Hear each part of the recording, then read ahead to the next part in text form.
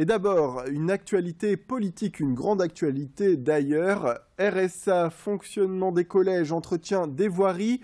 Les conseillers départementaux du Nord votent depuis hier le budget 2016. Entre leurs mains, une enveloppe de 3,7 milliards plombée toutefois par une dette haute d'1,4 milliard.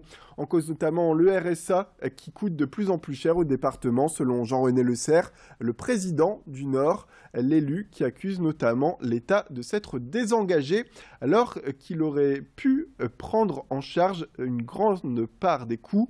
En attendant des jours meilleurs donc, et pour remédier au problème, l'option prônée par Jean-René Lecerf est donc d'augmenter les impôts foncier bâti de 4,4%. La hausse de cette fiscalité devrait d'ailleurs permettre de renflouer la dette de 100 millions d'euros.